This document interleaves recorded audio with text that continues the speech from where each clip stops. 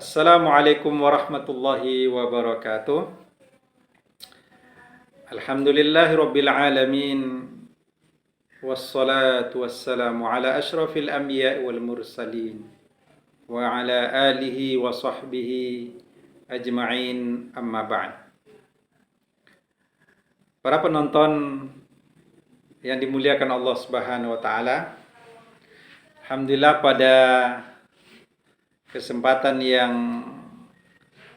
barokah ini, insyaallah saya akan mencoba membahas tentang pintu-pintu sedekah atau pintu-pintu kebaikan dan sedekah.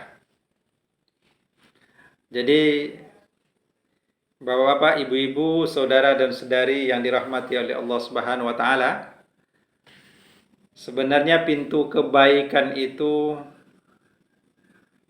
sangat banyak. Sehingga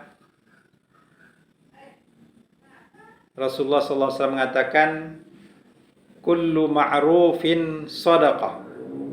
Kata Rasulullah, kullu ma'rufin sadaqah. Setiap hal yang ma'ruf, hal yang baik itu sedekah. Baik yang baik dari sisi perkataan, min qaulin, atau min amalin, atau dari pekerjaan. Itu merupakan sedekah. Nah, sedekah ini juga berarti adalah kebaikan yang mendatangkan pahala bagi orang yang melakukannya.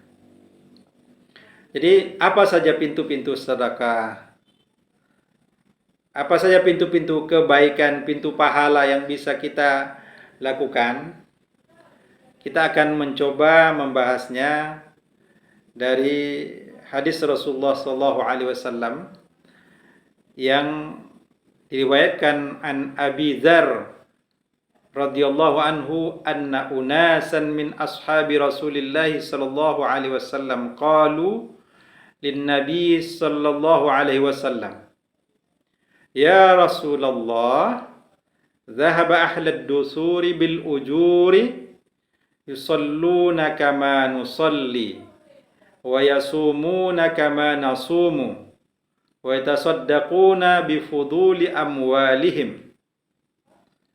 Jadi diriwayatkan dari Abi Dzar radhiyallahu anhu, ada sebahagian dari sahabat Rasulullah sallallahu alaihi wasallam yang mereka berkata kepada Nabi sallallahu alaihi wasallam, ya Rasulullah, wahai Rasulullah sallallahu alaihi wasallam, katanya orang-orang kaya pergi membawa banyak pahala.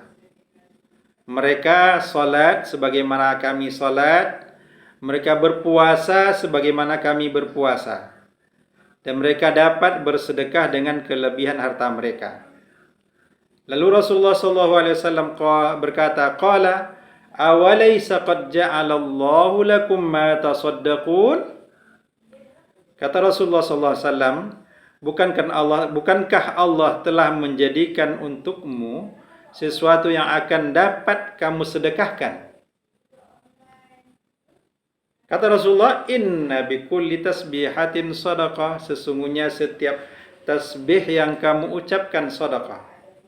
Baca subhanallah, maha suci Allah, itu sedekah, pahala.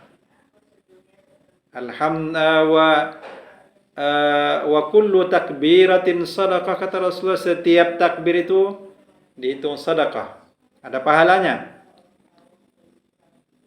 Allahu akbar, Allahu akbar, nah gitu kan, takbir ada pahalanya insyaallah. Allah maha besar. Wa kullu tahmidatin sadaqah, setiap tahmid yang kamu ucapkan sadaqah, baca alhamdulillah, alhamdulillah, itu jadi sedekah. Wa kullu tahlilatin sadaqah, setiap tahlil, bacaan la ilaha illallah, la ilaha illallah, kita baca tidak ada ilah, tidak ada Tuhan yang disembah kecuali Allah, kita mengulang-ulang membaca la ilaha illallah, itu juga sedekah, ada pahalanya. Dan kata Rasulullah, wa amrum bil ma'rufi sadaqah, menyuruh untuk melakukan sesuatu yang baik itu juga sedekah. Artinya kadang kita tidak bisa melakukan sesuatu kebaikan itu karena terhalang sesuatu, tapi bisa saja kita mengajak orang, menyuruh orang untuk melakukannya dan orang lain melakukan, itu juga sedekah. Jadi mengajak orang melakukan kebaikan juga sedekah. Wa nahyun an munkarin sedekah, melarang dari kemungkaran juga sedekah. Wa fi bud'i ahadikum sedekah, kata Rasulullah. Dan juga pada hubungan seksual atau hubungan suami istri itu ada sedekahnya. Maka sahabat pun heran. Qalu ya Rasulullah, mereka berkata, wahai Rasulullah, ayati ahaduna syahwatahu, apakah ketika seseorang dari antara kami mendatangi syahwatnya, menyalurkan syahwatnya, nafsu syahwatnya, wa yakunu lahu fiha ajr, dan apakah itu ada pahalanya gitu. Qala, maka Rasulullah berkata, ara'aitum law wada'a fi haramin akana alaihi wizrun, kata Rasulullah, kalau seseorang di antara kamu itu mendatangi yang haram atau melepaskan nafsu syahwatnya, nafsu seksualnya di tempat yang haram, apakah dia dapat dosa? Tentu dapat dosa. Fakadzalika idza wada'aha fil harami kana lahu ajran. Ya, seperti itu juga kalau dia letakkan di tempat yang haram maka berdosa, maka ketika dia melakukan sesuatu di tempat yang halal, maka itu juga dihitung pahala. Dihitung pahala oleh Allah Subhanahu wa taala. Jadi hadis ini sebenarnya menggambarkan kepada kita bahwa para sahabat itu